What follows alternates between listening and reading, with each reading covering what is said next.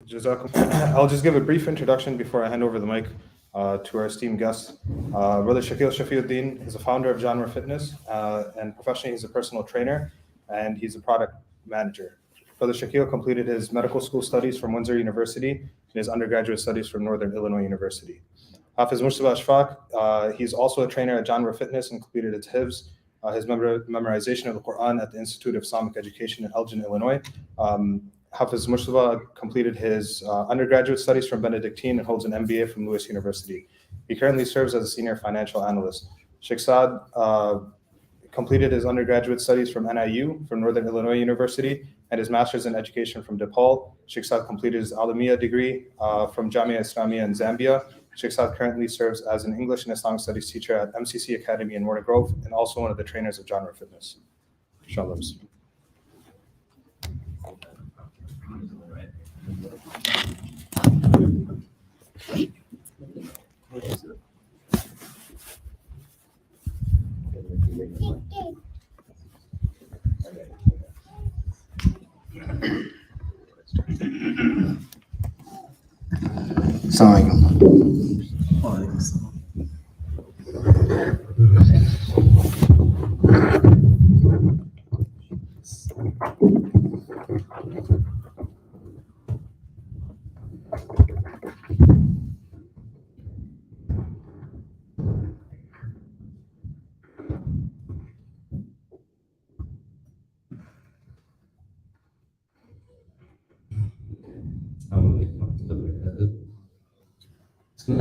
الحمد لله رب العالمين والصلاة والسلام على أشرف الأنبياء والمرسلين وعلى آله وصحبه أجمعين أما بعد. I want to welcome all of you to sort of what's almost like a live podcast, but we've been doing here for the past year in the back room. My name is Saad. I'll sort of be hosting tonight's gathering. To my right is Shakeel Shafiuddin, and to his right is Mujtaba Ashfaq. And we three serve as trainers at for a fitness company that Shakeel, how long did you found it? 8 years ago, called Jaanwar Fitness. The name Jaanwar Fitness actually makes a lot of people laugh. And it actually comes from a very dear place in Shakeel's heart because when he was younger, his father would see him lift weights, and get bigger and bigger and bigger, mashallah. And then, what would he say exactly? Janwaar Fitness. So then we named it Jaanwar Fitness. So we're actually not trying to make anyone into a Janwaar per se, although there are really great characteristics that all animals and beasts and creations of Allah do hold. Tonight's program, titled From Weak to Peak, is going to focus not really on fitness and health, but really just a lot of steps that we can take to better ourselves for the forthcoming year. You know, it's very interesting. Human beings, psychologically speaking, we're always looking for a new beginning. Students get so excited at the new school year. I mean, they're not excited about going back to school, but they're excited that their mistakes don't carry over with them. Athletes look forward to a new year. They fell short of the playoffs, short of the championship, etc. Now they look forward to that new opportunity. People move into a new home. They look forward to the opportunity to decorate it and make it as they want it to be. All the past baggage is gone. So in the West, we have these New Year's resolutions that help us begin a clean slate. And so today we want to take that momentum into the forthcoming 2023 year. Allah gives tawfiq in life for that time. And we only have 5 main subjects that we want to cover as we move forward. So I'll just turn it over to the guys to my right and chime in whenever it's needed. So, this is kind of a special event for us because this is the first time we actually get to sit inside of a masjid and speak to people about it. It's a very extremely important topic, I think, in our community. Is the most underrated topic in our community as well. We focus on a lot of other aspects of our deen, of our life, but we don't focus on one of the most important aspects of our deen, which is health. So the first thing I kind of wanted to point out is, what does health mean to everybody here? And what does health really mean? So if you look at it from a fitness perspective, from a physical perspective, from a coach's perspective or a trainer's perspective, when we say we see a healthy person, we see someone who is fit, who is muscular, who has endurance, and he has a low body fat weight, right? This is how we calculate someone who's healthy. That's the way I look at somebody when I say they're healthy. They have more muscle than fat. They can, perform a certain amount of functional movements. They can jump, they can run, they can move, they can do sujood, they can do ruku without any problems. They look good in their clothes. They look good in their clothes, alhamdulillah. Yeah, that's a big thing. And then from a medical perspective, what does that mean to be healthy, right? So if you look at it from a medical perspective, if you ask a medical professional, what does it mean to be healthy?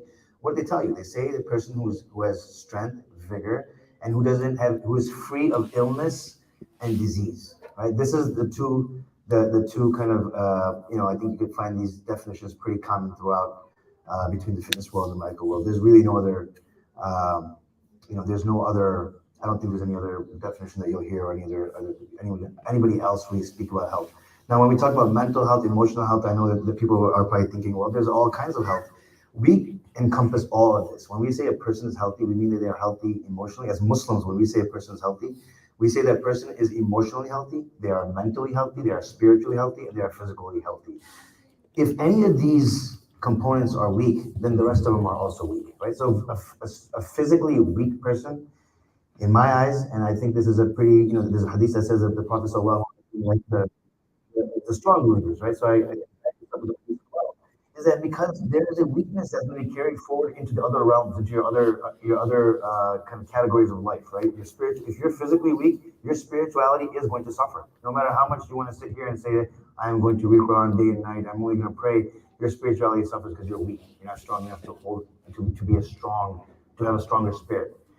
Same thing with mentality. People who are physically weak will be mentally weak as well, and vice versa, right? If you're spiritually weak and you're mentally weak, it is very difficult for you to become physically strong, right? So these things are kind of they go hand in hand. There's no such thing as a person who is extremely weak and who's extremely mentally unsound, but they're spiritually extremely strong. You won't see that.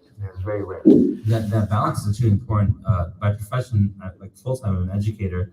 There was a recent study we're looking at, like, when you have students who underperform. And when they underperform, one of the things that we push in that study was to sit with proper posture.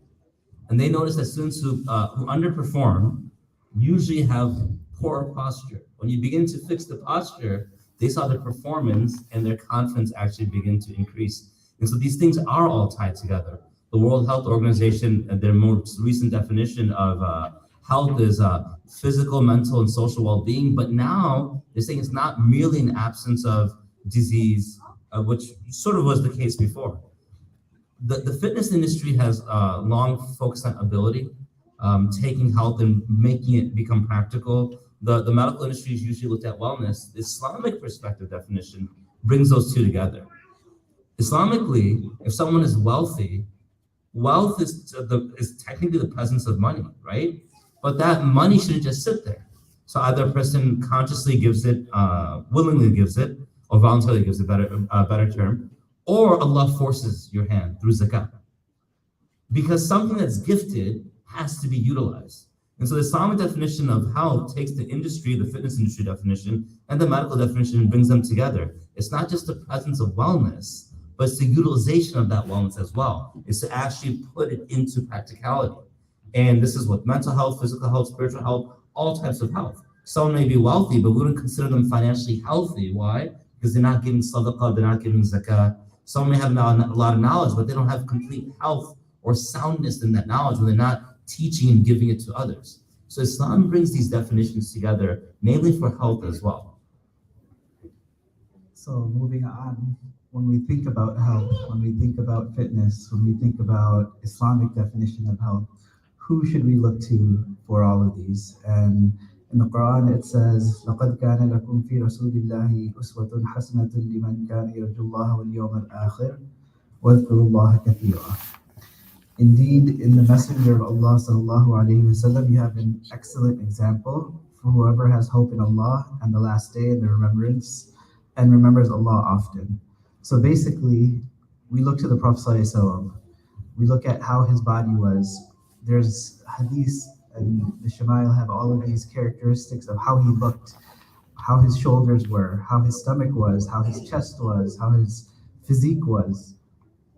Maybe Shaykh Saad can expound a little upon that. No, absolutely. You look at Uswatun Hasana, he's the best example, the most perfect example. Now the three definitions, the three people that want to take in his example, liman kana yarjullah. Whoever desires Allah, meaning liqa Allah, they desire the rida of Allah and the liqa of Allah, meaning they desire to meet Allah and please Allah. وَالْيَوْمِ الْآخِرِ, they desire the hereafter because the reward awaits them. وَذَكْرَ اللَّهَ كَثِيرًا, they remember Allah constantly. These three descriptions, if someone desires to meet Allah, they have to put the work and effort to do so, right? And health is so essential for that.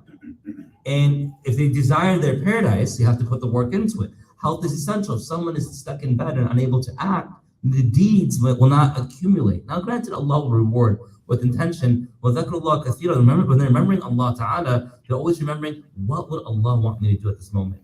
And that's the sunnah is. How does He want me to eat? What does He want me to eat? Now, the Prophet ﷺ, we see in the hadith, towards the end of his life, in the narration from Hassan bin Ali bin Abi Talib radiallahu anhuma, he said, I went to my maternal uncle, Hind. Hind was actually he was related through Khadija radiallahu anha to Hind radiallahu anha. He described the Prophet sallallahu alaihi wasallam. And how did he describe him? Even the later stages of his life, never did his stomach protrude past his chest. Now, this is not to call anyone out. I want us to think of our Muslim community for a moment. Sometimes we talk about the sunnah, and what does sunnah mean? Are you rolling your pants above your ankles? Is there a beard in your face? But there's so many other sunnah. Like we were just joking last night when we were preparing for this, that Hafiz Mujtaba never stopped smiling. Never stop smiling. Like they could be a tragedy, he'll be smiling. They could be happiness, he'll be smiling. There could be something in between, he'll just always be smiling. It's a sunnah. How many of us enact that sunnah within the household? So the bodily sunnah, now the Prophet had he had broad shoulders. The narration mentions there's a lot of gap between his two shoulders and there was meat there, meaning that he had muscle mass there. He had strong hands. He had strong feet. Like they were soft, yet they were the hands of workers. Like they actually did physical work with it. And we see even when they moved to Medina to Munawwara, the Hijrah, the Prophet physically took part with this. He was the best of creation. And that is how Allah had him look. Allah could have had him look as someone who sits in the masjid and is extremely meek. And the Prophet did sit in the masjid. And he did worship in the masjid. But he also made his entire life worship. And the health and his description subsequently all matched to that. So switching gears a little. Now, we've heard about the Prophet, we heard all these definitions. Now, as a community, what is keeping us lazy from being healthy or caring about our health? There's some people that think health is, you wake up in the morning and you walk to, like, just the walking at work that you do, that's quote unquote, that's your health for the day. And when you really take a look at it, if you count your steps, you're probably hitting maybe 2,000-3,000 steps in a day, when you should be hitting something close to 10,000 steps a day on average. And a lot of this comes from changing our mindset. Mm-hmm. So yeah, I'm going to backtrack just a little bit to kind of clarify the Islamic definition to make it simpler for everybody to understand as we go forward. In our eyes, health literally equals strength. And there's a lot of reasons for that we can go into, would take forever. But just to keep it simple for everybody to understand, what does it mean for me to be healthy? If I'm healthy, how do I measure my health? The stronger you are, the healthier you are. It's a very simple equation. Now, I can get into the medicals behind it, I can get to the sunnah behind it, I can get all that behind it. But because we don't have that much time, just so we can understand what we're talking about as we move forward, we really equate strength equals health. So the stronger you are, the healthier you are. Now, people might say, oh, strength is, this guy wants us to walk around with these big muscles and everyone should look like Arnold Schwarzenegger. This is not the case. When we say strength, even a skinny person can be extremely strong. Even a person who's a little bit out of shape can be extremely strong, depending on how they are exercising, how they are eating, how they are maintaining their lifestyle. So strength is, even if a skinny person, they have to be strong. Even if you're a big person, you have to be strong. This will equal to better health, automatically. And if you continue on that quest to become stronger, you'll automatically understand that in order to be stronger, you have to have something called muscle. Muscle is what gives you the strength. And the more muscle you have, the less fat you have. Just that equation there resolves a lot of health issues that we see very commonly in our community. When you say strong Muslim, which Sahabi comes up right away? So this is another thing that I wanted to discuss was, When we start talking about strength, this is another thing, right? People start looking at us like, oh, what is this strength? Wait a minute, we're not barbarians. We're not here to fight. We're not here to, we're peaceful people. We sit in the masjid. We said, I want to remind us of something about how important strength is for even our deen. This is the most important factor, and I always wonder why we're so downplay this fact. Is that before Umar radiallahu anh became Muslim, before he converted to Islam, the Muslims didn't pray in public. Even though Rasulullah sallallahu alaihi wasallam was amongst them, and he Hamza was there too. Hamza radiallahu anh was there as well, yes. But they were still afraid to pray in the Kaaba, right? They were afraid to pray openly. What changed with Umar radiallahu anh? You know, I always ask this to all of them. What changed? Did he come in as a Khalifa? Did he come in with all this knowledge of wealth? Did he come in with power? What did he come in with? He really wasn't. He was not a leader. I mean, he was one of the higher ups, but he was not a leader of any of the tribes. He was not gifted from day one. He was just, what did he bring to the table for Islam? Pure strength, just power, right? He was a powerhouse. When the Quraysh saw him, they were scared. It was one man, but so many people were scared of him. The deen turned at that point. Can you imagine? That's a huge turning point for the deen. They're going from praying in secret to praying in open. That step alone, remember, was on the shoulders of what? Just strength. So strength is extremely important in health for us. Strength is extremely important for us as Muslims as well. And I want to point out one more small thing before we move on. When it comes to strength and this, we as a community are very intellectual. MashaAllah, nobody's saying that we've gone down the wrong path. We are very intellectual, but we always forget something about the Prophet sallallahu alaihi wasallam. If the intellectual mind was truly what was going to help the spread of Islam and make Islam prevail to the end of time, then Rasulullah would have been taught to do what? If the pen was truly mightier than the sword, what would the Prophet have been taught to do? His number one tool would have been the pen. But what was his number one tool? He was not taught to read and write. He was given Iman, he was given Islam, and then he was told to fight. I give you the haqq, now fight. No matter how much you write, no matter how much you read, no matter how many lectures you give, there is a basis. Even in today's world, who rules the world? The person with the most strength, whatever the strength is today, military strength, whatever strength it is, whoever has the most strength always rules the room, right? That's just as simple. I can walk into a room full of intellectuals. Not one of them will stand up if I get angry and say, well, let me battle him, debate him down. No, they won't. They can't. It's impossible. The first reaction for human nature is, is the physical prowess, right? So Islamically, it is very important for us to understand this concept that strength is directly equal to health, and strength is also a very important component of our deen. You know what's interesting about what you just mentioned about you don't have to have big muscles. Umar was one of the largest companions. I mean, in a healthy way. Yeah. When he would sit upon his horse, his feet would touch the ground, according to some narrations. Who was the one companion he was afraid of? Who can tell me? Abu Bakr radiallahu anhu. Abu Bakr is described that he was so thin that you could see the bones on his fingers. You could see his cheekbones protrude. When he tied his lungi, his izar, his lower waistcloth, because he didn't have any stomach, it just slipped down to his hip bones all the time. And yet Umar was afraid of him. And when Ali radiallahu anhu asked the companions who was the bravest of all the companions, and they said it was you, he said, no, it wasn't me. Who did he say? Abu Bakr radiallahu anhu. On the day of Badr, he stayed behind alone in the rear part of the army to single-handedly guard the watchtower of the Prophet ﷺ. So anyone who penetrates to attack the Prophet, it's not 10 on 10 or 30 people back there, just one. He would take them all out. Umar was afraid of him. He was afraid of him physically, he was afraid of his words, his anger. Abu Bakr was extremely strong, though he did not have the physical display of that size. So I don't want anyone to think, because sometimes when it comes with our genetic background, there's not really going to be that many gains all the time. But it's as strong as you can be. Yes, exactly. Right?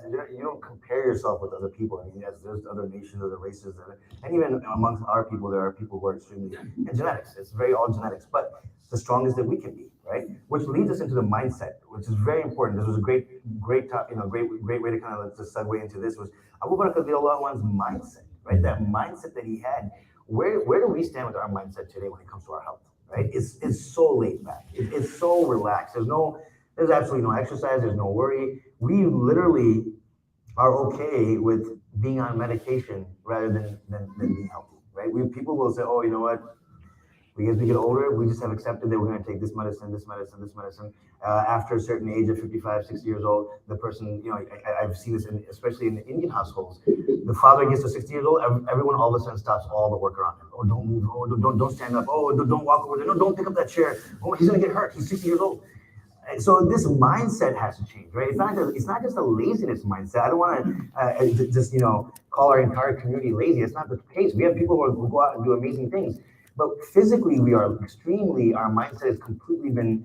I don't know how to say it, but we've Islamically or culturally, however you want to say it, we've completely moved away from this idea of health and strength. We think it's khiladi ka kaam hai, right? People who are playing and this is their job. Or those Muslim. It's not truly. Everybody, every single person, no matter what role is, even the imam who sit here, they need to be the first ones who should be actually the healthiest amongst the community and the strongest in our community. They lead us. They stand in front of your prayer. They take the weight of all of these people praying. They need to be strong.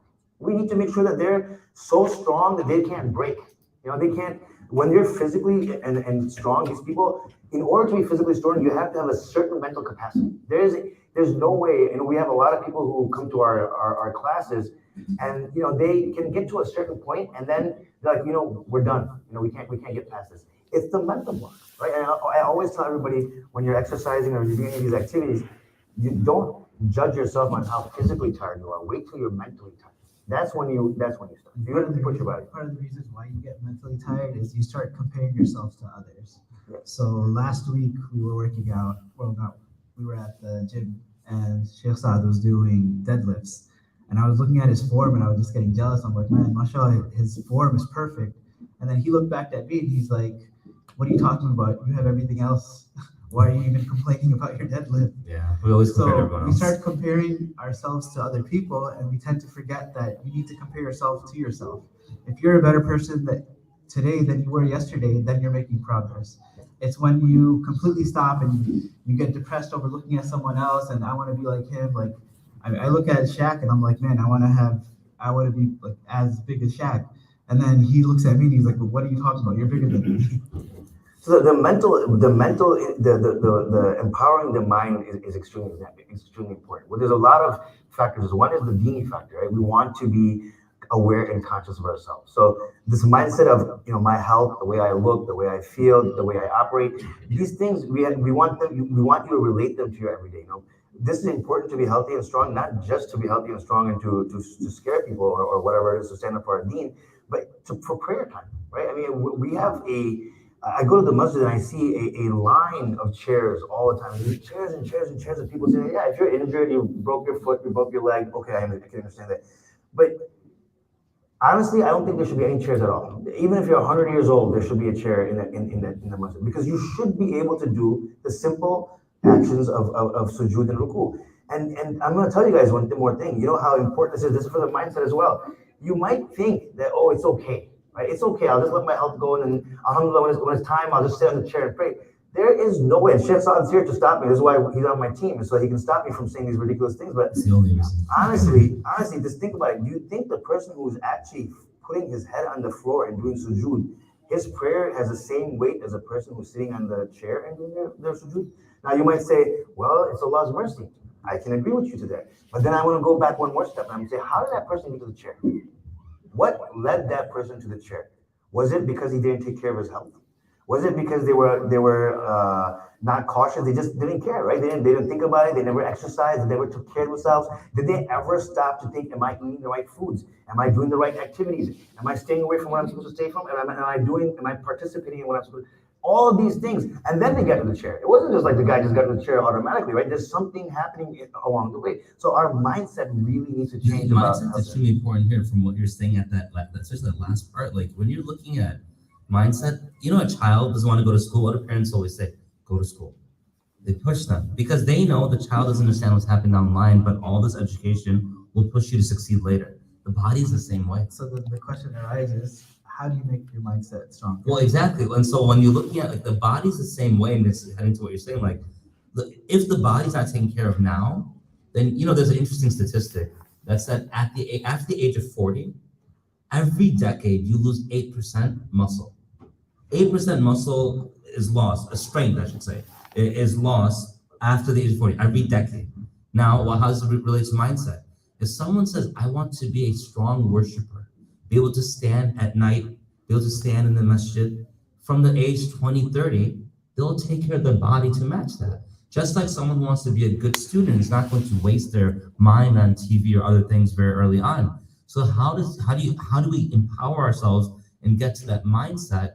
Well, before we get into that, and there's a note right over here for that, understand that we cannot risk dividing ourselves into these different factions of deen. Oh, that's the strong guy in the masjid. Oh, that's just the smart guy in the masjid. Or that's the wealthy person in the community. Deen brings it all together. Deen brings it all together. Ammar bin Yasir was fighting in jihad at 90, radiallahu anhu, not because he thought these are separate parts of my life. Your ability to take care of your families, to be guardians of the families, to protect families, is just as important as the earning power, which is just as important to be able to sit up and pray in the masjid, which is just as important to be able to do da'wah, which is just all these things are important. So with the mindset, you need to first recognize that not knowing is not an excuse. People often say, well, I didn't know. Ignorance is not bliss Islamically. And this is what we're here today, to inform ourselves and all of you that not knowing is not an excuse. Deen has puts a lot of emphasis on health. And we have to also recognize, as Hafiz was mentioning a moment ago, that look, don't look at others, look at yourself first. If we do this, we'll be able to at least start moving forward. So for example, we had in our notes this idea that if you're someone who is honest with yourself, I'm honest with myself that I'm at this level of health. What do I need to do? Not, oh, Shakil's in the gym 6 days a week. What do I need to do? Once we understand what do I need to do, then we can begin to actually build forward. And for the believer, that always starts with what? Intention. Why am I doing this? Why am I here? Why am I today learning about health when I can be somewhere else? Why am I on this world? What is my intention? Because then we look at when we sit to eat, what's my intention? Just to fill the stomach or to make something productive from it? We have to look at intention. إِنَّمَا الْأَعْمَالُ بِالنِّيَّاتِ وَإِنَّمَا لِكُلِّ امْرِئٍ مَّا نَوَى. And we often say things like, oh, when you study, make intention to please Allah. True. But what about the other things like eating, exercising, etc.? So we're kind of getting to the practicality of the mindset now, right? So we talked about why mindset is important. Now we're a little bit more we're trying to get some practical advice here. In order to change your mindset, intention is very important, right? Have a great intention. Why are you working out? You don't need a lot of time. Let me just clarify that real quickly too before we move forward. When we talk about health, we literally are talking about take 30 to 40 minutes, maybe 3 or 4 times a week. That's all it needs in order for you to change the way change your body composition or change the way you change your health. 3 to 4 times a week for maybe in 2-3 months, you'll see a huge difference in your body and in your health, the way you feel, the way you sleep, the way you eat, the way you pray. Everything changes. I have people come in. I have clients here. You can ask them. When they start to come in, when I tell them, your prayers are gonna get better. Your sleep is gonna get better. Your eating is gonna get better. They don't believe that. How's all this gonna happen? Once they start working out, within a couple of weeks, they'll come and tell me, like, man, I can actually sit and concentrate. And said before, when I would sit in sujood, my knee would bother me so much, or my legs would bother me so much, or my legs would fall asleep, whatever issues they were having, and that breaks the concentration in prayer, right? So it's the mindset. What we're trying to say for the practical stuff is the mindset is extremely important. Find out your intentions and give yourself a good intention to why you're working. It's only 3-4 days a week. You want to be healthier. You want to be healthier for your family. You want to be healthier for your deen. You want to be healthier for yourself. You want to live long. You don't want to take medications. Most importantly, this body was given to you as an amana. Allah subhanahu wa ta'ala is going to ask you on the day of judgment. Everything about you ate, everywhere that you went, everything that your body touched and did, all of these things, we know this, right? As children, our parents tell us, oh, every one of your body parts will stand up on the day of judgment and speak against the crimes or the good things that you did against them. The feet will stand up and say, yes, this person took me to the masjid. Otherwise, they can stand up and say, this person took me to the bar. Right? And all of these, we know all this stuff. We know all this stuff, right? So set the intention for all these things, and then make the intention, I'm going to work out. I'm going to be there for 30 minutes. I'm going to do this, this, and this. And then figure out what you're going to do while you're there. Don't go there and just do or look at people and say, I'm going to figure it out when I get there. Do a little bit of research. Talk to people. YouTube is unreal. You can learn, I keep seeing this all over LinkedIn, right? They say you can learn almost anything on YouTube, Udemy, and some other website. You can literally learn how to exercise online. right? If you don't want to go see your trainer, you don't want to come to Jaanwar Fitness, or you don't want to go to any other place, you can do, if you want, you really can't afford it, or you don't have the time, then look it up online, figure out how to do it in the house, buy a few pieces of equipment, whatever it is, set the tone. The way you set that tone is with intention, right? Intention. And then make a plan. You have to have a plan. We're talking about practical mindset here, right? What's your plan? How long am I gonna go for? How many weeks am I gonna go for? After this, I'm gonna take a break and see what changed, what didn't change. Maybe you wanna take a blood test before and a blood test 3 months after. Whatever it is, have intention, have a plan, and then have an established routine as well. When you make a plan, you should have an established routine. And then take that time and connect it to something, right? If you have trouble going to work out, maybe you can, attach it to a prayer. After Maghrib, I'm gonna go to the gym for 30 minutes, or between Maghrib and Isha, or between Asr and Maghrib. There's all these, we have these short periods of time. Literally, from now, Asr and Maghrib, there's very little time. Maybe between those times, maybe after work, on your way from work, you say, hey, you know what, family, I'm gonna be half hour late every single day. Because on the way from work, I'm gonna stop. Don't make it into a big ordeal. Don't make it into a big thing like, well, I have to work out, I gotta set time aside, I gotta do. No, keep it simple. Attach it to something that you do on a daily basis. Make a routine out of it. Have intention, and this will help you set the mindset. Inshallah, it will empower the mindset. One of the biggest things is we keep talking about men and on the way to work, this and that. You have to remember that there's your spouse's side too, your daughter's side too. They have to have their own time. So if you guys split it up, where the husband is doing he's got his half hour, the wife's got her half hour, then you got the kids. They got their working out, and that way it becomes more of a family thing rather than just kind of you focusing on yourself. And it should be a family thing. Right. That's another thing that we have to talk about. We bring being, when it comes to being concepts, we always tell you what: bring your family to the masjid, bring your family to these talks, include your family in your changes, include your family whenever you're trying to do something good. In charities, we take our kids and then help show them with charities. Same thing with health, right? We have to include our family. There is a very huge concern about the women in our community when you look at it from a medical standpoint. We're statistics, you know that, right? We have the highest case of cancer in Southeast Asian women. We have the highest case of heart disease in our women. We have all these issues. If you look at it, we're high in the statistical charts. Our women need to be as healthy, could be as healthy as healthy as we should be, right? They need to exercise. What happens for their body, and I'm not going to cover this now, but we will do a topic inshallah for women. But it's extremely necessary for women to work out as they get older because it has a profound impact on their health, much more than what men go through. Because they give birth, they have much more hormonal changes. They have a very different they have a very different physiology than we do. So it is very important for them to work out. It has to be a family question we get from our clients too. So Yeah, you guys can always. Yeah, I mean, it's really difficult. I understand it. From a woman's perspective, it's very difficult. They have children. They have to take care of the household. They have to work. It's very, very difficult. But this has to be Well, this is what it means to mindset. It's a lifestyle change. Yeah. Because oftentimes the women are in charge of the kitchen and they're in charge of what's being cooked. That's the huge And part. if only one person on board, not the other, let's say the wife's on board, the husband's not, the husband's like, where's my biryani, where's my chapati, where's my paratha, that it changes things. Or if it's the other way, the husband's on board, the wife is not, and she's now doesn't want to cook what you need. When everyone's on board, when the entire family is like, we're going to take steps. We're not going to go on a diet, we're going to cover that soon. We're not going to make drastic changes, simple lifestyle changes. And everyone's on board. For example, the family says, we're going to begin to replace packaged snacks with a little more fruit in the house. Or we're going to begin to have a little more portion control with our rice. Or begin to remove rice from every meal, and make it only one part of the one meal in the 3 meals in the day. Something we said on our podcast, we're going to start using small plates instead of use small plates. When it becomes a mindset change and everyone buys in, the house will change, and that's with everything.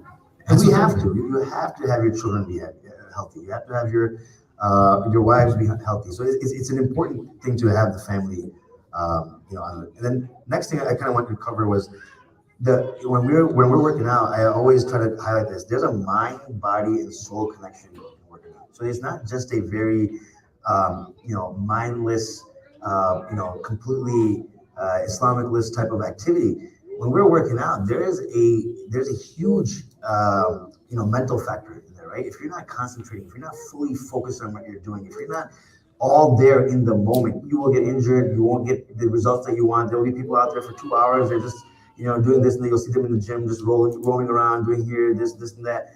And they look the same. They haven't gotten the results, right? Because they don't have the mind connection. And then where does the soul connection coming from too, right? It requires a certain amount of concentration. You have that moment there to undo everything from the world, right? That's what is muraqabah. When we tell people to sit down and reflect per day, what do we say? We say disconnect from the world and focus on yourself. This is a branch of that. At this time, what we're asking you to do is disconnect from all those things, disconnect from the screens. I know we're not praying, but we could put ourselves in a state of mind that that we're doing ibadah, right? This is the part of working on. Because why? We're removing everything else. We're focusing on ourselves. Maybe not our spiritual, but our physical, which is just as important. So now you can clear your mind. You have to focus exactly on this. You're aware, you're conscious, and your head has to be clear. You have to be thinking, properly. All of these things, when those three things connect, then you can start getting healthy. There are people in there who go, like I just mentioned, who spend hours in the gym, but they have no results, right? They're not getting anything. And we notice this in our deen too, right? People come in here without intent, or they come into the masjid and you see them in the masjid all the time, but they're not changing Islamically. They're just coming and going. Why? Because their mind is not here, right? They haven't put their mind, body, and soul connection into place. It's a physical act for them to come to the masjid and pray and leave. But once they start listening, they start being practical with the advice that they're getting, and they start implementing those sunnahs into their thing, then they're going to see changes in their lives, right? So the same thing, when you come to the gym, that mental aspect has to be there. Why are you here? What are you doing here? How much time do I have here? I need to get out of here. I need to go pray. I need to do this. All these things, you need to connect the mind, body, and soul. Otherwise, one thing, like I had mentioned before, just being mentally strong is not good enough. You're going to be, you can still have health issues. If you're just spiritually strong, you can still have mental issues and physical issues.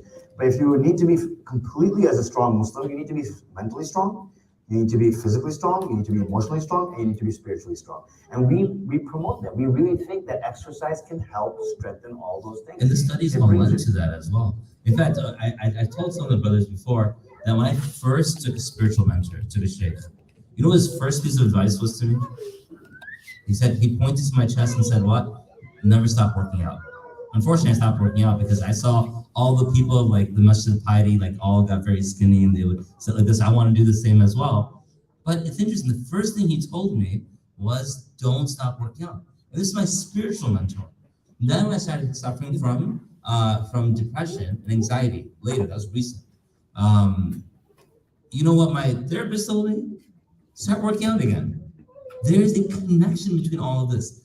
Working out, getting strong, staying fit. This is ibadah. It really is ibadah. Umar radiallahu anhu used to tell the companions when they would walk between the targets that what? Don't walk between the targets where you're practicing your archery. Run between them. All of these things build us as individuals. Mind, body, soul. And I'll give you a practical example. Faruqi Sahib in our masjid in Milwaukee, where I used to be imam. Now he's in his late 80s, an elderly gentleman, and every day he's in the gym using the elliptical machine for like an hour. I asked him once, why do you do this? And he said, when I do this daily, I'm able to pray nightly. And I will tell you, as imam, I would leave late from the masjid, I would go back home, sometimes I'd have to come back, sometimes I wouldn't until Fajr, sometimes I forgot something, I'd come back to retrieve it. There he is, still praying tahajjud. He said, this is how I'm able to do it, because I take care of my body. And age caught up, he has that stoop, his feet change colors. However, he still maintains that practice so he can maintain his worship. It's all connected. Don't we all think that just as we push the importance of education so we can grow our ummah, that same way we need to grow our physical, the perspective of strength within our communities? How else would we be able to continue with the same rigor the Sahaba did late in life, or the Tabi'een did late in life, if we're not taking care of ourselves early?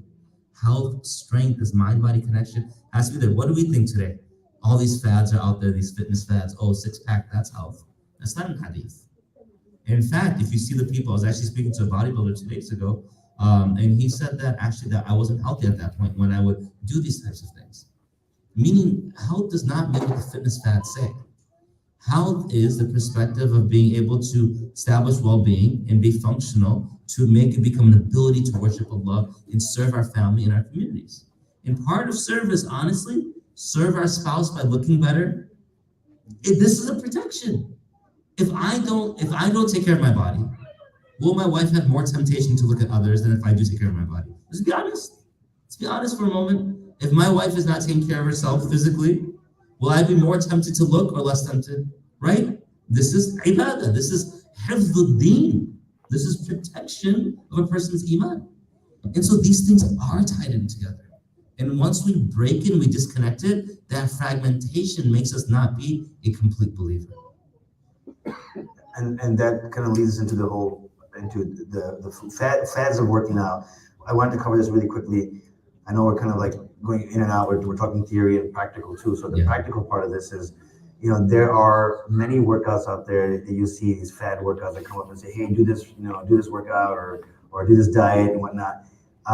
We need to be careful of those. Those usually are what they are. They're just very short-term type of results. They come for a little bit and give you a short-term boost and you get going, and then after a month or two, it's gone. You might see results, but we want lasting results, right? So you have to build a routine and look for a routine that is something more traditional, just like we do in our deen, look for the traditional stuff. Traditional in the working out meaning lifting weights is the most important thing. A lot of people have this weird idea that, just cardio is exercise. If I say, hey, exercise, let's just start running. Like, what are you gonna do if you're running? Where are you gonna run to? We don't need you to run. I need you to stand. I need you to stand and stand up against things and stand up, against your enemy, stand up against whatever it is. There's no running in Islam. We don't run, we stand. And we stand our ground. So it's very odd that I see, people just fall into these fad workouts. Learn what it means to be really healthy. What kind of exercise really, gives you the most benefit, right? Weightlifting, if you come to Jaanwar Fitness, you'll see that we push weightlifting. We're all weight-centric about everything that we do because we know that lifting weights has immense health benefits, right? Not only does it make you stronger, but the benefits for health as far as cardiac benefits, respiratory benefits, joint health, the whole 9 yards has pushes off dementia. Pushes off dementia, all these, and bone loss, right? Bone loss, all these things. There's a lot of reasons why we put weight loss.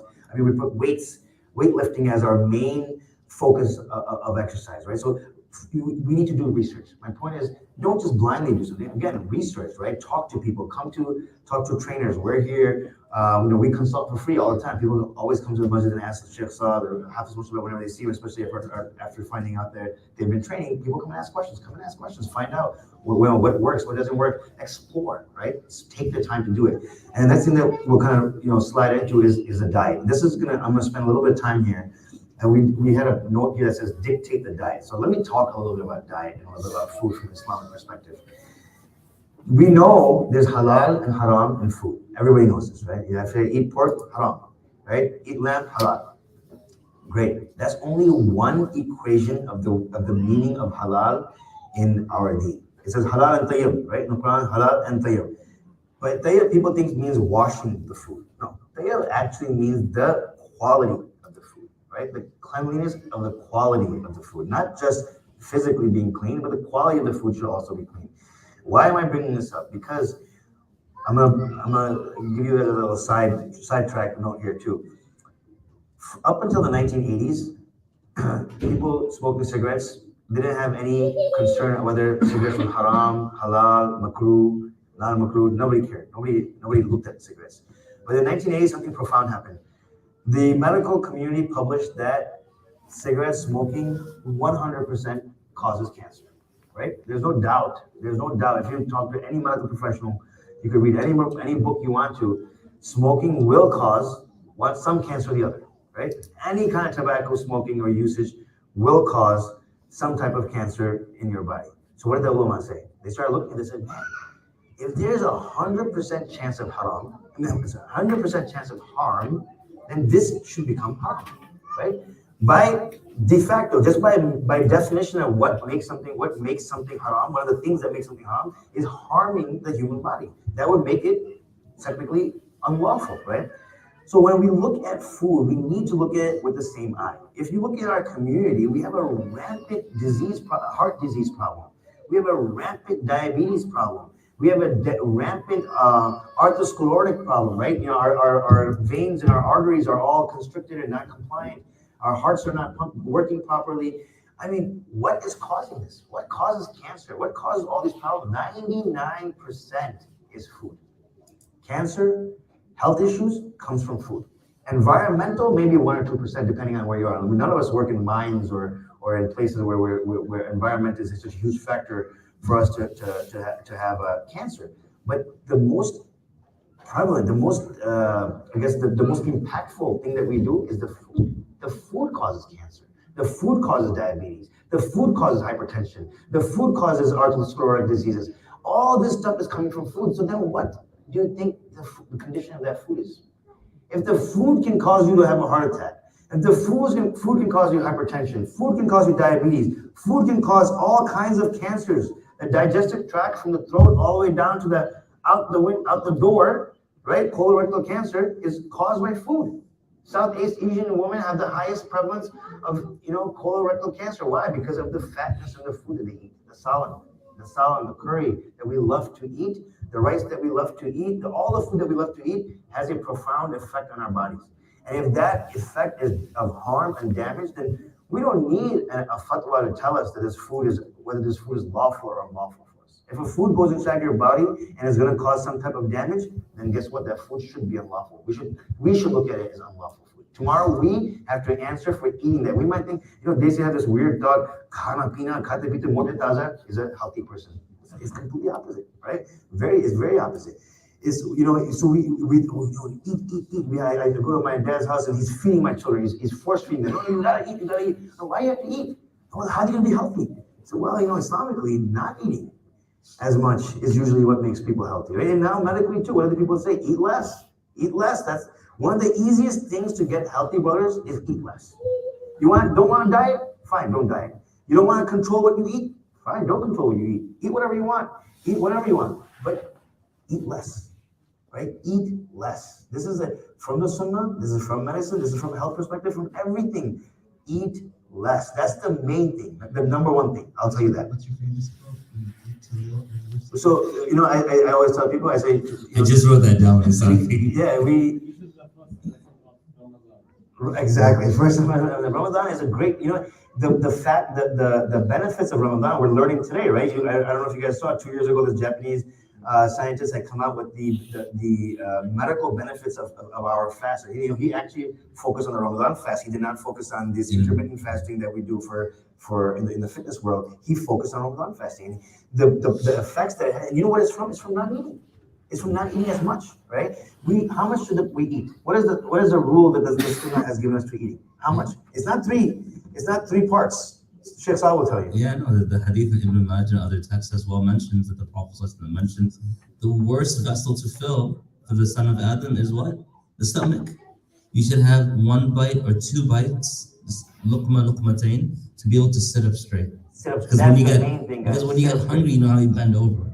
But if a person must, like this is extreme, then 1/3 for food, 1/3 for liquid, and 1/3 to be able to breathe. Yeah, I'll put a footnote on that. This is for the Khanan people. 1/3. Us rich people that we are today. I always say this: if you look back 100 years and look at our life today, we live like the kings of 200 years ago. We didn't have carpets and sofas and grapes in our houses 200 years ago. Only kings and princes and Nawab people had that. We didn't have that. Today we live like that. So this rule for us, this 1/3, is for us. For the daily, every single meal that you sit in, that's the max that we can go over, because we have abundance of food now. We have abundance of snacks. We have abundance of all these, you can go into anyone's house here and there's going to be something to eat, right? Something to eat. There will be something to eat. Even good or bad, there will be something to eat. So just eat enough to stand up is very, very important. The main thing I see is, guys, that people are eating snacks all day. Oh, we don't eat much. We don't eat much food. We eat nashta in the morning and then we eat dinner at night, but the rest of the day we don't eat. I don't understand why we're so unhealthy. Well, what did you eat? What did you fill your stomach for if you weren't eating the food? They have, I eat these snacks, I have, that, we have the desi snacks, we have the chips, we have this, we have that. When we have coffee, we have to have this. When we have chai, we have this. In the afternoon, we have this. All of these things. Simplest way to get healthy, cut everything out. Stop eating.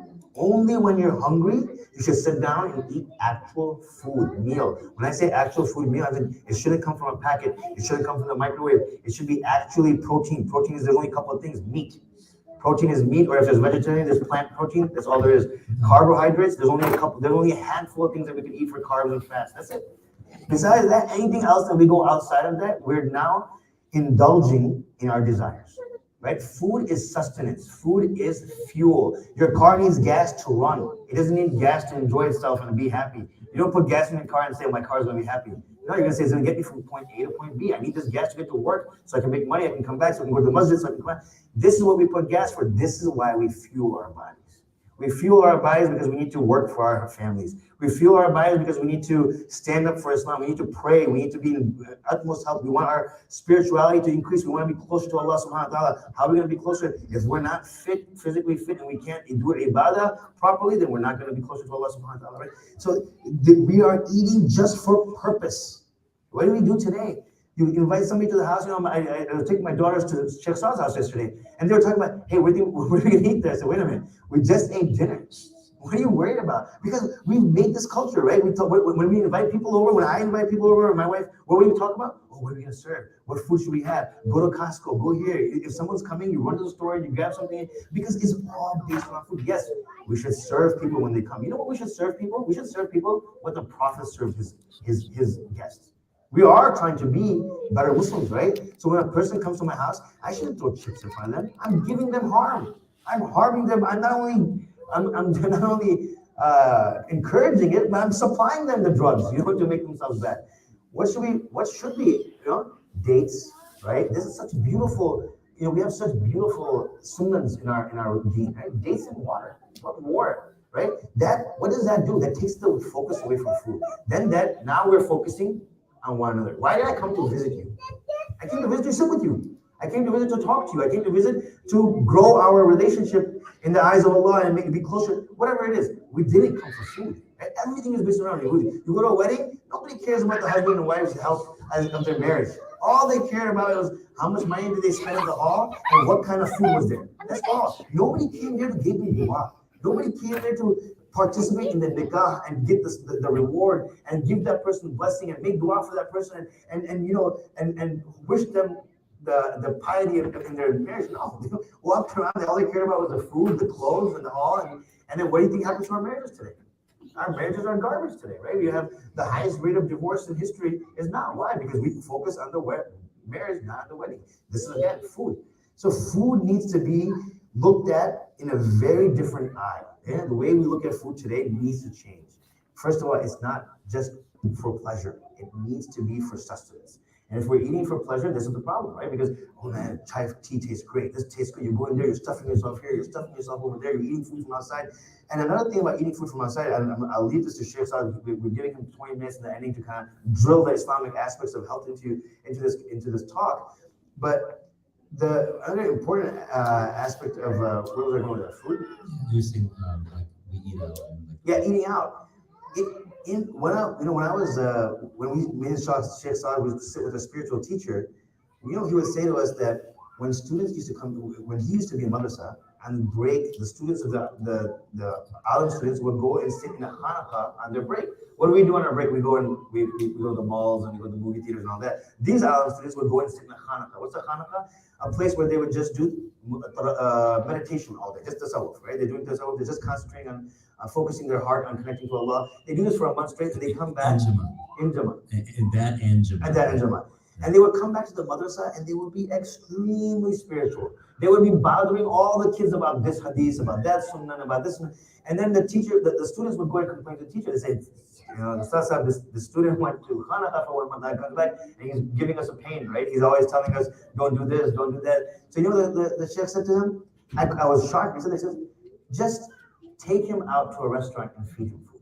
Halal food. Halal food. To take him to a Muslim restaurant and just feed him outside food. And sure enough, the next day, this person's spirituality will be out the door. They're no longer, focusing on what sunnahs you're missing. Hey, you're sitting improperly. Why? Because this is the nature of eating outside food. We don't understand, but when we're eating food in our homes, You know, you have gone with halal income and picked it up with halal income and with halal intentions to bring to your family to feed it. Then your wife is a woman of deen, right? She probably prayed that day a couple of times. And then she's coming to cook her food. She's probably pak. She's not, you know, our pak and non-Muslims pak is a world of difference. Can a non-Muslim person come in and pray ever? No, if they become Muslim, they have to do ghusl. We have to teach them. This is how you do ghusl in order for you to be purified. These people are not pure. The people who are sitting in the back of your restaurants making your food, are they pure? Are they eligible for prayer? You know, how many of them are, you know, pure? They're not. Your wives, your children, they're pure. This food comes in from your house. Your wife is a Muslim. She's a pure woman. She's someone who prays. She's making your food, right? This is a Muslim house. There's Quran being read. There's du'as being read throughout the whole time. That food has a profound effect on your spirituality versus the food that you're eating on the outside. So food has a multifaceted impact in our life. We just don't see it. You know, it's become so important to us. Food should be the last thing on a Muslim person's mind. The last thing on a Muslim person's mind should be food, right? So we need to look at food. And this is why I don't dictate diets. You know, people come to me and say, "Give me a diet." So why? Why do you want to put yourself in under such a strenuous situation? You know, as Muslims, we simplify everything. Keep it simple, very simple. The simpler you keep your diet, the less you need a diet plan. So, go ahead. Sorry, I'll leave it to you for the food thing and everything else. Well, we're getting at an hour right now. So yeah, so that's kind of, you know, we covered the physical aspects and the eating aspect. I think those are the two most important aspects of health. And then you know, I'll turn it over to Shaykh Saad because I really wanted you guys, you know, him to give a talk on why is it so important to be a strong Muslim and a healthy Muslim. You know, from the Islamic perspective, what does this mean for us too? We have all these people giving us talks about all kinds of stuff. You know, when we go to these massages, but this is something very practical. I think this is a day-to-day type of situation where we need to be aware of it. We need to bring this into our parents' lives. If you guys have older parents, get them to start working out. Mujtaba has a friend who he had his grandma who was 70-something years old. She started working out last year. Alhamdulillah, amazing. You know, she has had a complete change in her life at this age. You know, even at the age of 60, 70, 80, these things do have a profound effect. If you have a mom or dad who's sitting at home and sits on the chair all day, and you can get them to a certain, you know, routine, you should start somewhere. Make them walk, make them go up the stairs, make them sit and stand up 20 times a day. Something structured, something routine, and you will see the difference in their prayer. People who cannot sit for prayer will sit for prayer. I have a person who had 3 knee replacement surgeries. You would think that person will never be able to do sujood again and sit for prayer. He sits better than I do. Why? Because we worked him out. We exercised, we made him exercise, we made him eat properly, we made him take the right steps, and he's gonna be able to pray. And that's a huge, huge deal. So thank you for your time, Jazakallah khair. I'm gonna turn over to Saad. We've gone over an hour. I don't know if you want to 5 minutes, 10 minutes, whatever you want. We did have a question that came in as well. Can I address the question first? Yeah. So I think this should be a Q&A, right? Yeah, it's open floor anytime. Yeah. So how do you battle constant fatigue and tiredness? Again, sleep, diet, exercise. These are things that are lacking if you're having these problems. If you have, let me tell you something interesting. I was talking to a psychiatrist recently, and he told me this patient just came and they complain about all kinds of problems. Oh, you know, anxiety, depression, they're uneasy, they have all these problems, they go to work. So he asked a simple question, what's your schedule like? When we heard the schedule, when do you eat? When do you rest? When do you sleep? These things matter a lot. You guys won't believe it. Sometimes people come in, they have all these problems. Did you eat today? What meals did you have today? Oh, I had chips in the afternoon. I grabbed some snack, and you know, during work time, and blah blah blah. I had a coffee, and that's it. Well, what do you think's gonna happen? You haven't put anything nutritional into your body. I'm not saying eat a lot, but when you do eat, if you eat the right foods, you just need to eat a very little bit amount, right? So if they're not eating the proper foods, they're not proper resting. A lot of our brothers and sisters, they don't sleep properly. A lot of people, they're not sleeping properly. Why can't they sleep properly? They haven't exercised, they haven't eaten properly. They're gonna have issues. Now they're on all these stimulant foods, right? So if you're having these problems, most likely look at your diet, look at your rest schedule, how much sleep you're getting, and if those 2 things you can fix it, the next thing is exercise. I will tell you guys one thing: exercise is the cure for all diseases. Medicine will never give you a cure. Medicine will say we have treatments for all diseases, but exercise is truly the cure. And this came out 2 years ago in the Time magazine. Scientists from all around the world got together, and they had a huge push about how exercise is extremely is the only cure that can pretty much cure almost any disease. Even if you have a disease, there's a better chance of you battling that disease if you start taking care of your health and just relying on traditional medicine. Well, a lot of companies are doing that too now. They're having like they'll give you a stipend to go get exercise equipment. They're giving everyone Fitbits now because they know that they become more productive workers. Yeah. They become more productive employees. So there's definitely a connection over there. Any other questions that you might have over here? I have this too. Yes, G. How do we sign up for Jaanwar Fitness? Oh yeah, you just let us know. We'll give you our number. So. Yeah, just with Jaanwar Fitness, we're going to be increasing our class sizes. Where we have to add a few more classes, inshallah. But there's the man to ask, inshallah. He's right here, and I'll give you information. Any other? Just want to give information right now. I'll give you a number, so that way we. Yeah. I'll give it to you after we're done. Okay, inshallah. Yeah. So we were talking about what we need to learn our lives. How do you differentiate between doing fada and being able? That's a good question. I like that. That's a constant battle, I think, in our community, is that are we being disrespectful to our elders by making them do the work? There is a fine line. Do you have an answer for that? I mean, I feel like if you're debilitating them, then that's an issue, right? They should be able to do certain tasks. Like my dad is 72 years old. Yeah, he's 72 years old right now, and I help him when I can. Like if there's like a 2 foot of snow outside, I'll go over there and shovel the snow because it's going to be hard for him. But he still comes out and helps me. But if it's anything less than that, I encourage him. I say, hey, go outside, shovel the snow, cut the lawn. Sometimes even when I was younger, I remember my sister is a very tiny person, and we used to get these big 5-gallon jugs of water delivered to our house. And I used to make her carry it up. I said, what are you doing? She needs to be strong. She's a skinny 100-pound girl. And, it's fine that she's small and skinny. I can't do anything about that. But if she's not strong, then she's going to have a lot of issues going on. So things like that in the house, if it's something that's going to hurt them, then you want to step in. If it's, of course, like getting shoes for them and putting it under their feet, that's adab, right? That's a bit adab. But, helping them, like little things, like, oh, don't get that chair, or don't go here. These things, you need to push them to do a little bit more and be more active in partaking in these things, But you have to find that fine line. You don't want to disrespect them. I totally understand that. And you'll find your places where you should be serving your parents and knowing that it's beneficial versus it's not. I want to jump in on this for a moment. We have this culture, and it's not a bad thing, where other pretty much means that I'm not going to let you do anything. But that didn't exist in the time of the Sahaba radiallahu anhum. It didn't.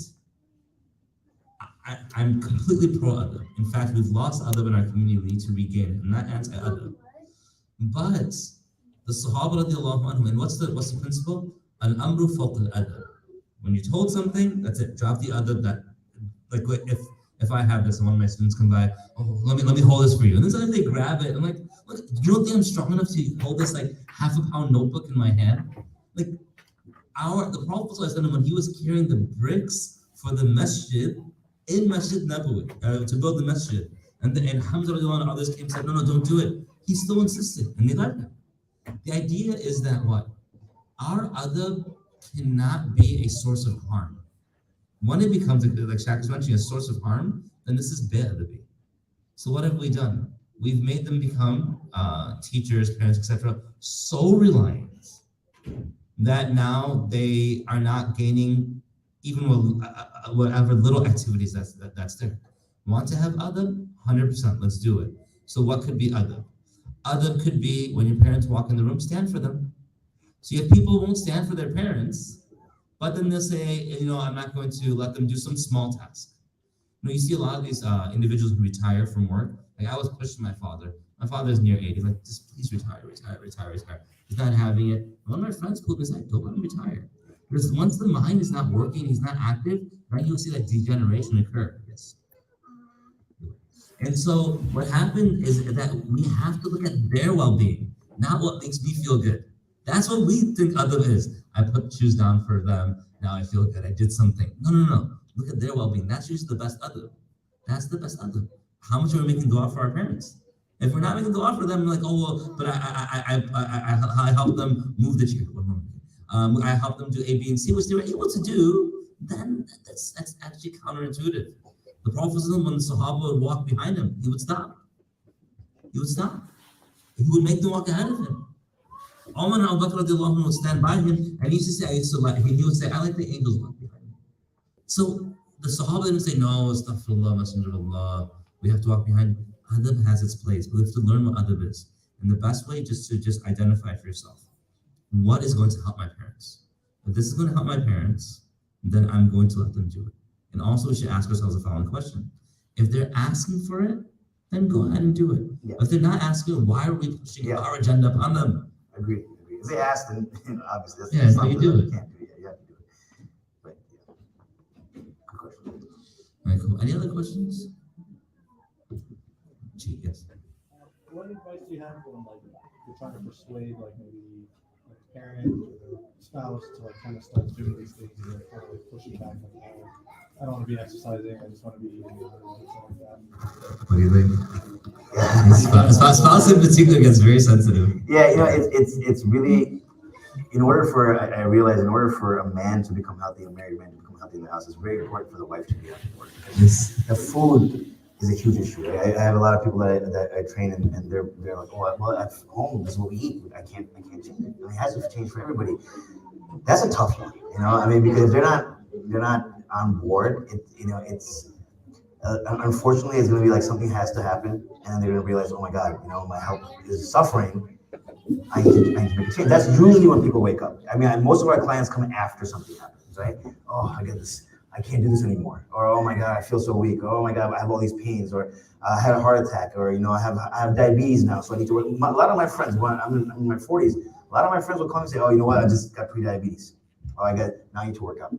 So usually, I would encourage them to, talk to them about the health benefits, about the Islamic benefits, how important it is. Something has to resonate with them. Let's start simple. So, for example, with parents, what you could do is, hey, Dad, let's go to the mall and go, walk around the mall or go hiking somewhere in the forest. Go for a mile trek, and then they'll do a mile and realize they can't do a quarter mile, and then they'll be motivated themselves, like next time I'll go a little bit more. Or you do an activity with your spouse. Hiking or something like that. Yeah, uphill hiking, biking. Like 1 year, what did we do? We went to Chicago and we did the biking tour, and that was like we biked maybe 9-10 miles, and I'm not used to biking at all. We did it and it was like amazing, and that kind of motivated, like next time we should be able to do more or something. So take small baby steps, and then they themselves will realize, like, hey, I got to do something. Yeah, usually that's probably the best way to do it. Small baby steps. Yeah, with parents it's really hard to. But again, same thing. Do stuff with them. It's when you make an activity. Yeah. You're able to, if you tell your parents like, hey, like, if you want to hang out with them and let's go for a walk. Sometimes they're just so happy that you're coming by that they're gonna go for a walk. They'll go for a walk with you. Sometimes you're like, I want to buy a treadmill for them. That, it could work, but that's usually not going to get that same motivation as my child is with me and we're doing some activity together. And they'll begin to enjoy the company so much, and the activity you can sort of dictate. And then that becomes something, even with spouses, like to tell, like, it's a very fine line to tell your wife, like, or the wife tells the husband, hey, you want to work out? It's like, oh, what are you saying?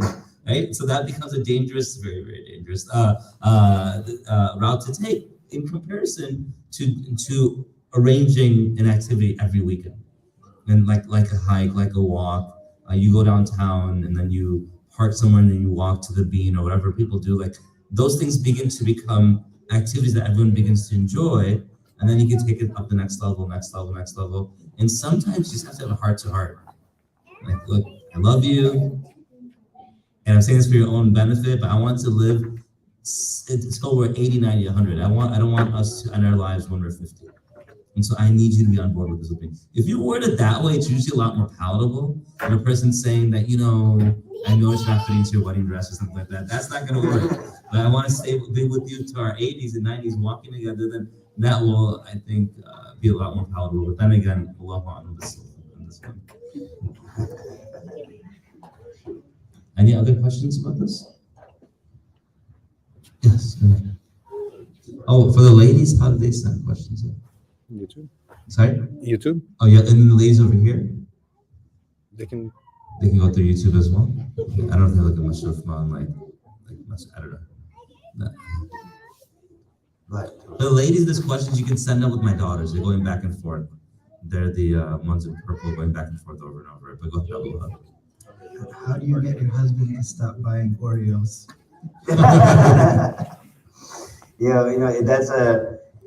that's just that's a mindset, right? That's that mindset. People ask me, there's no tricks, guys. I hate when people say, oh, try this, try that. Let's just be real. We're all adults here. We're all Muslims here. If you know something is wrong, you stop it, right? I mean, if you really want to change what you're eating at home, you should not have those foods at home. As simple as that. If the person who is not going to stop eating that food, they're going to continue to buy it. But if you're worried about your children's health, if you're worried about your health, if you're worried about your spouse's health, don't bring that stuff into the house. I don't know how you can stop someone from buying it. Compliment them. They look good. Compliment them. Oh, your stomach's looking lean. Your shoulders looking broad. Husbands eat up compliments. I don't know why women don't understand. Like, you compliment a guy's look, he's going to be vigilant about himself for the next few days, few weeks. Go ahead and do that. Make rules in the house. Go ahead and make the rule for the sake of the kids. Like, let's not bring Oreos in where the kids are eating it, etc. But you have to use different strategies. We had a question. Actually, go ahead. What's your question? So the short question, the first part is like, how do you remove the barrier of having practical steps that you can take? For example, like my gym is in my office, my home office. I'm not even going outside. But when I look at it, I gotta fill up the dumbbells and lift the dumbbells and then take them apart, clean them up. So removing the laziness from that, and then also just creating motivation for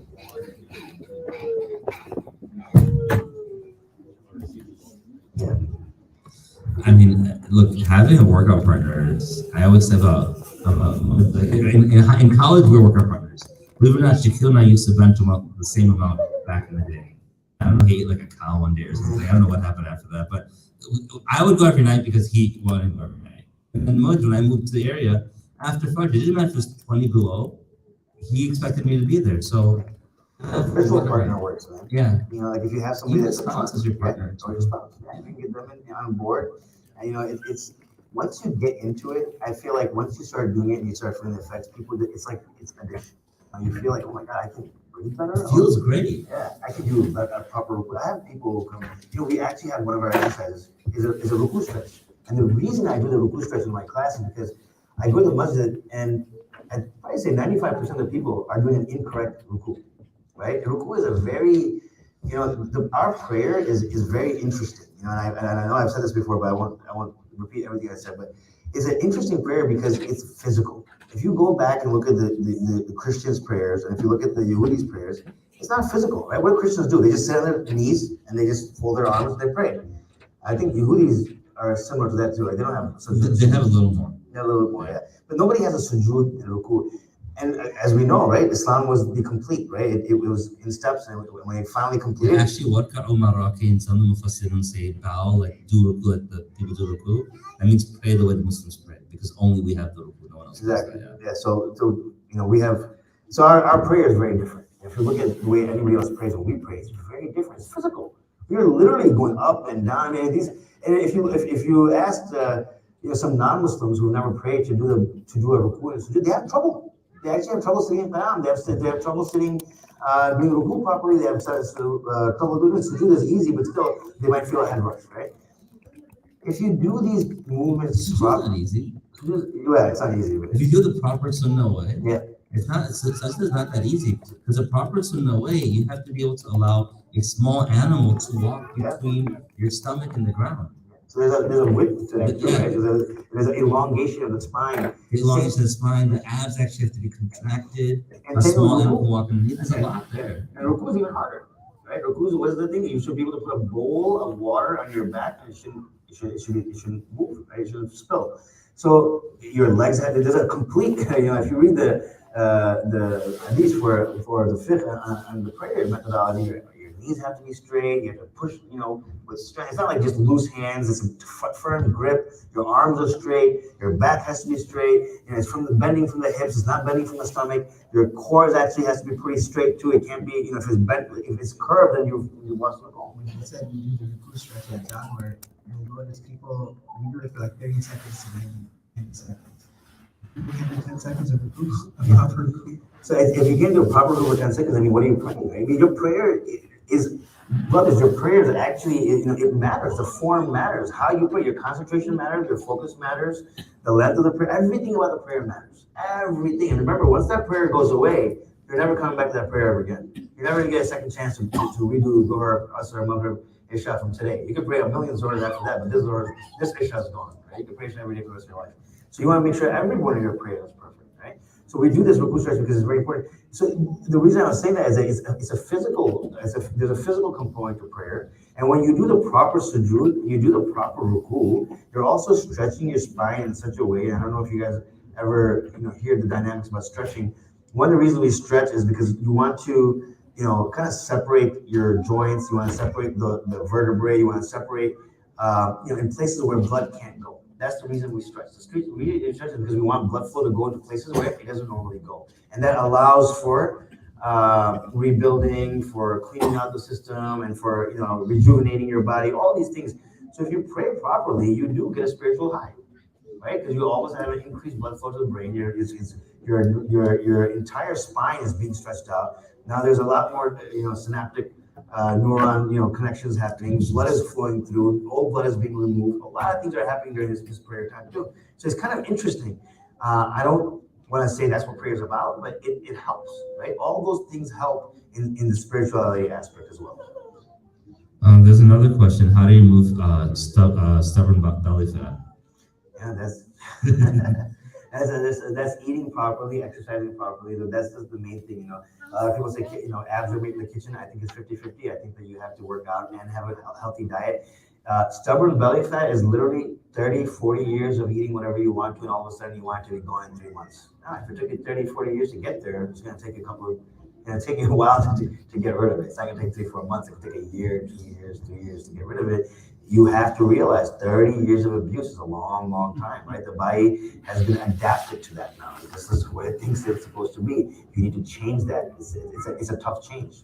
And also, don't make the mistake for stubborn belly fat. And sisters in particular, I've mentioned this to you as well, because this becomes like a sister's fad, I think. Go heavy cardio and lower your calories. That doesn't help that much. I mean, you'll see immediate results, but then what happens, look, these fads and these shortcuts, they never work. I'll give an example. Someone wants to lose 30 pounds. They lose 30 pounds through, not Atkins, what's the more keto. They do keto, lose 30 pounds. 20 of it was fat, 10 of it was muscle, or 20 fat, 10 of muscle. Now you introduce carbs after 7-8 months, half a year, more than half a year, those 30 pounds may have come back. When they come back, it doesn't come back as 20 pounds fat and 10 pounds muscle. It comes back like 27 pounds fat and 3 pounds muscle. So now you're back to the same weight, but the body composition destroyed more. The body fat percentage has gone up. So what should a person do? Number one, you have to bump up that metabolism. And how is metabolism going to really begin to increase? When you have more muscle mass on your body. It doesn't have to be huge, but there should be more lean muscle mass on the body within our body composition. Well, that's going to happen through strength training, resistance training. And so when people go to these shortcuts, I'm going to reduce my calories. Now they're going from 2,000 to 1,800, and the body adapts. The body is lovely, it's so efficient. So now we get used to 1,800 calories. Then we're used to 1,500 calories. After a while, a person's doing like an hour and a half cardio every day, and then they're eating only 1,000 calories. This is not healthy. What a person should do is begin to eat right, slowly actually increase their calories through proper nutrition, make sure that their protein, that they're on their protein, that they're wise about their carbs, they have a good fat intake, all those things are there. And then when that all comes together, you'll see the body composition change, the metabolism will go up. When the metabolism goes up, the fat begins to grow. And so that's one of the better ways to reduce body fat, and you have to watch what you're eating. Stubborn belly fat, I would say, is the more muscle mass you can increase. And mass, don't mean big muscles. I always say this.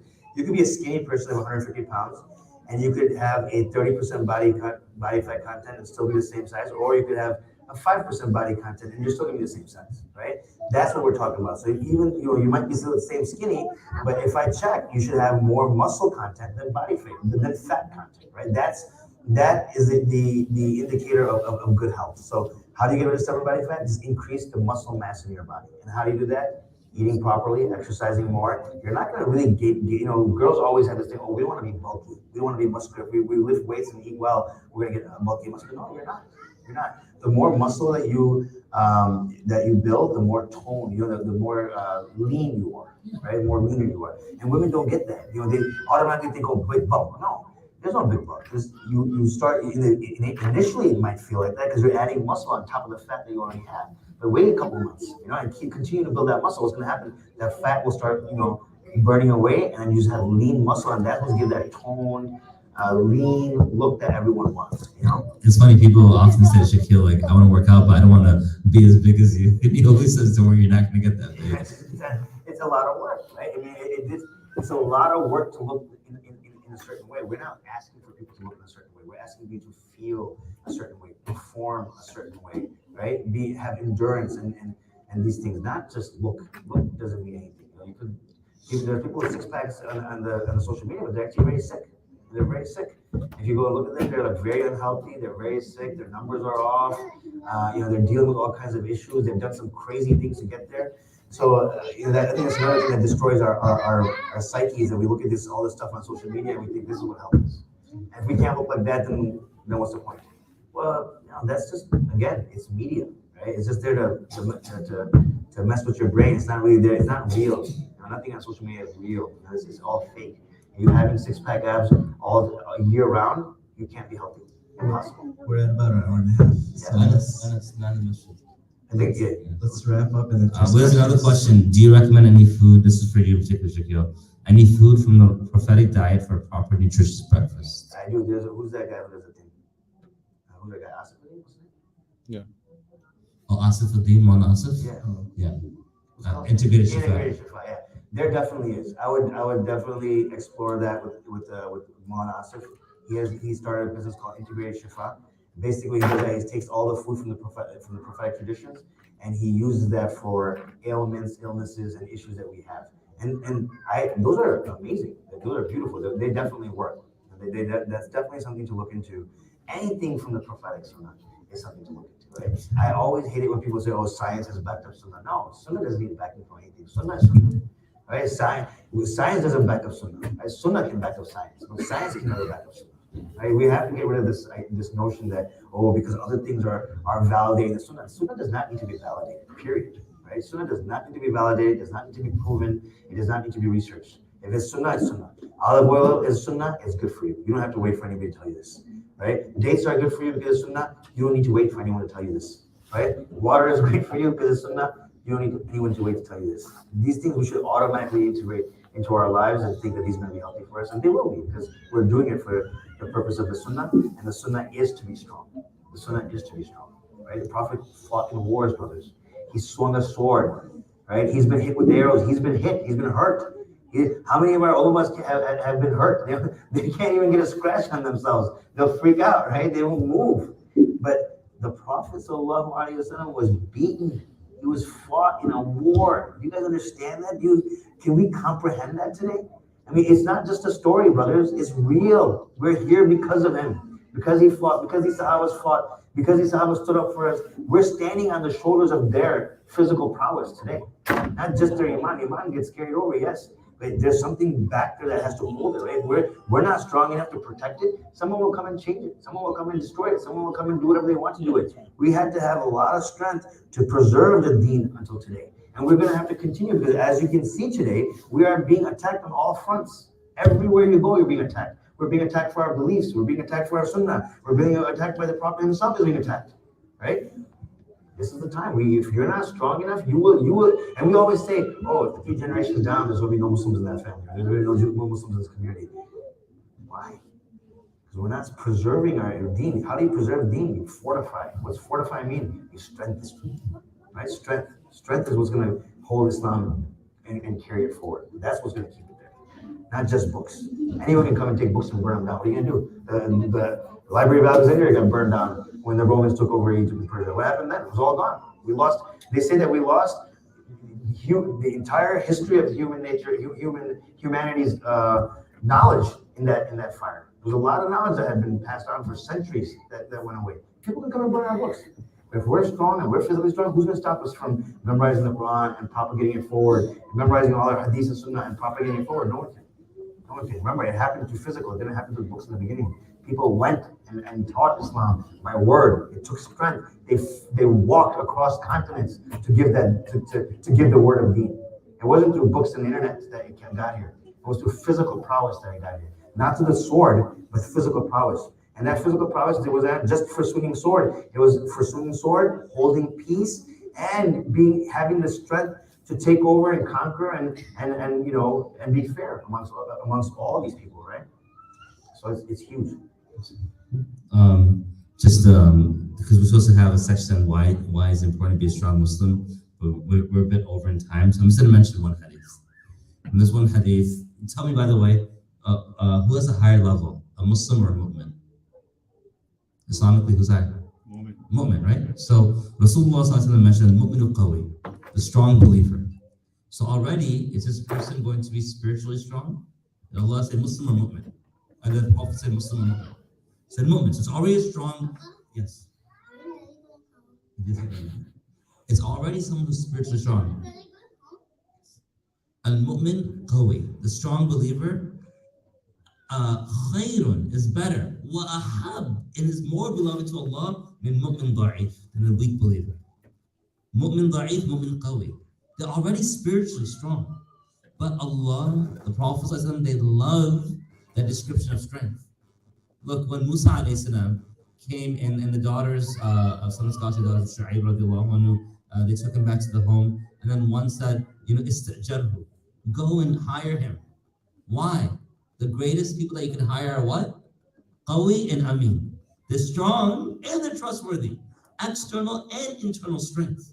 So don't underestimate or belittle this part of what it means to be not only a human, but to be a human being as well. And so we'll stop over here, inshallah. We really appreciate the opportunity to come out here today. A couple practical points I want to just take from today. Number one is we spoke about this idea of defining health.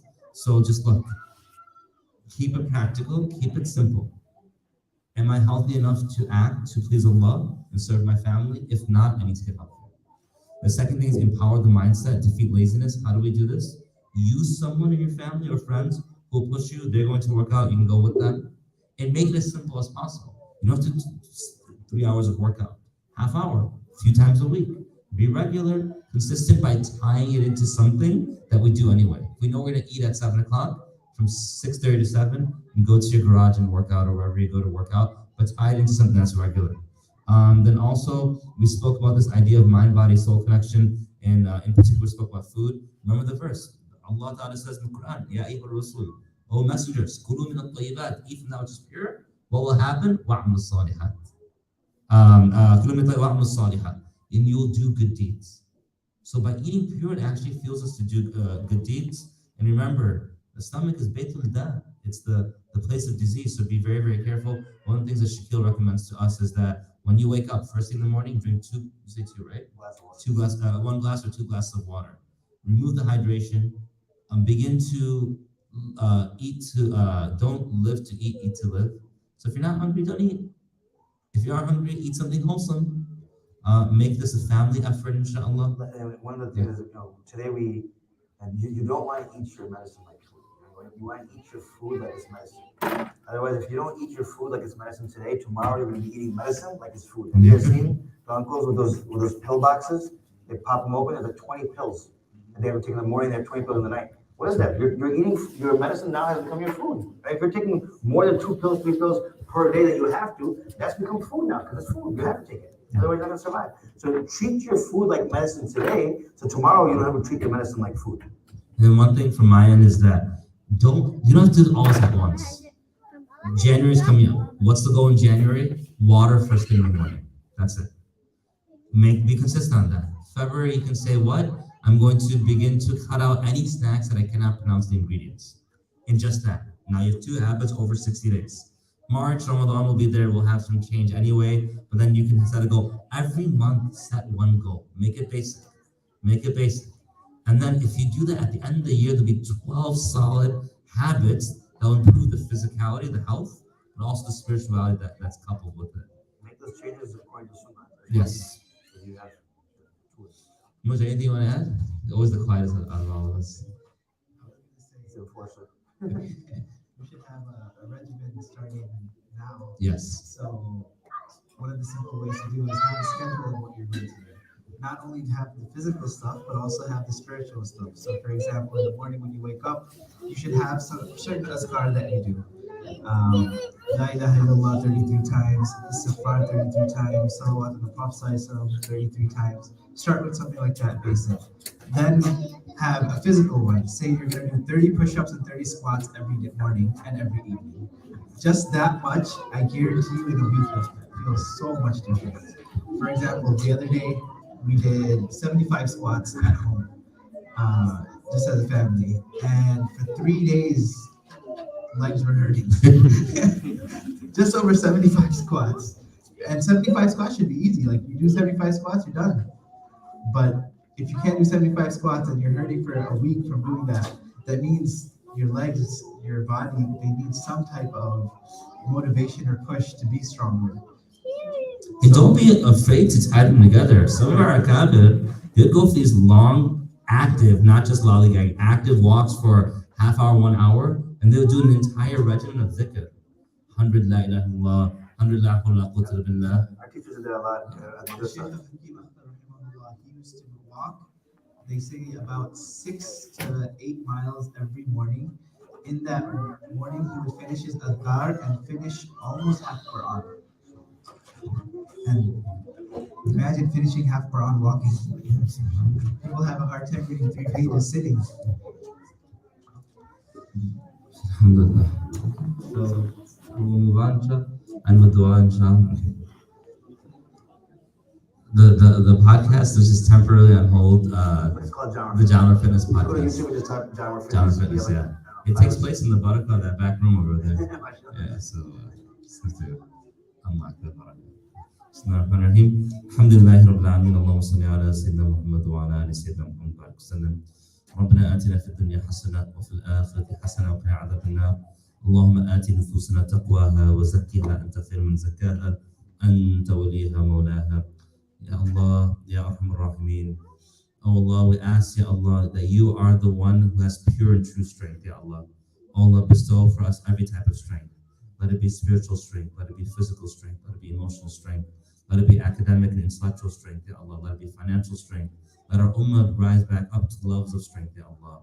Oh Allah, your Messenger ﷺ has mentioned to us that the most beloved to you are those believers that are strong. Oh Allah, let us never shy away from attempting to become strong and make us people who are strong, Ya Allah. Oh Allah, we ask, Ya Allah, that you allow us to live to worship you, not live to eat, Ya Allah. And let our eating be worship, let our actions be all of our actions be worship, let our working out be worship, Ya Allah. Oh Allah, open our eyes to all those areas of life that sometimes we do not consider to be worship, but would be means of growing closer to you and be means to be able to gain your reward, Ya Allah. Oh Allah, forgive us for our past mistakes and sins, Ya Allah. Oh Allah, even all of the excessiveness we've had in our eating and some of the laziness that we've displayed, Ya Allah, that was not befitting for a believer. Oh Allah, forgive us for those as well, Ya Allah. Oh Allah, let us now turn back to you with this new year coming, Ya Allah. Let us end this year, Ya Allah, on the strongest note possible and carry that momentum into next year, Ya Allah. Allah, do not let us be like those people who say, well, this year is almost over and ruin the days that come and then try to start afresh. Oh Allah, that's the trap of shaitan, Ya Allah. Save us from that trap, Ya Allah. Oh Allah, we ask, Ya Allah, that you allow us to be educated in everything, in every area, Ya Allah, that will allow us to go closer to you, Ya Allah. Allah, we ask that you bless every individual who came here, intended to be here, or listen online, Ya Allah, and all the families that allow for this to happen today, Ya Allah. Oh Allah, we ask that you grant us, Ya Allah, your happiness, Ya Allah. Oh Allah, let us soon be able to sit and do programs like this in the actual masjid structure of Masjid Uthman, Ya Allah. Oh Allah, we have set dates in the past and it has not come to fruition. You know the best of dates, Ya Allah. But oh Allah, let us be a means by which this masjid can open up, Ya Allah. And bless all the efforts that have gone throughout this masjid, Ya Allah. Allah, we ask that those who are suffering across the world, Ya Allah, we ask that you grant them strength and ease, Ya Allah. And grant them, Ya Allah, whatever they need, Ya Allah. And Allah, give us the strength, Ya Allah. Establish within us the strength, Ya Allah, to help change their condition by your tawfiq, Ya Allah. Allah, any hardship anyone is going through here, Ya Allah, any type, be it physical, be it social, be it mental, psychological, be it academic, be it professional, any struggles people are going through, Ya Allah, Allah, remove that hardship from them, Ya Allah. Oh Allah, forgive us, Ya Allah, those who sat here and spoke and those who sat here and listened, Ya Allah. وصلى الله تعالى على خير خلقه سيدنا محمد وعلى آله وصحبه أجمعين. بسم الله الرحمن الرحيم. والعصر إن الإنسان في خسر إلا الذين آمنوا وعملوا الصالحات وتواصوا بالحق وتواصوا بالصبر. سبحان الله وبحمده سبحانك اللهم وبحمدك نشهد أن لا إله إلا أنت نستغفرك ونتوب إليك.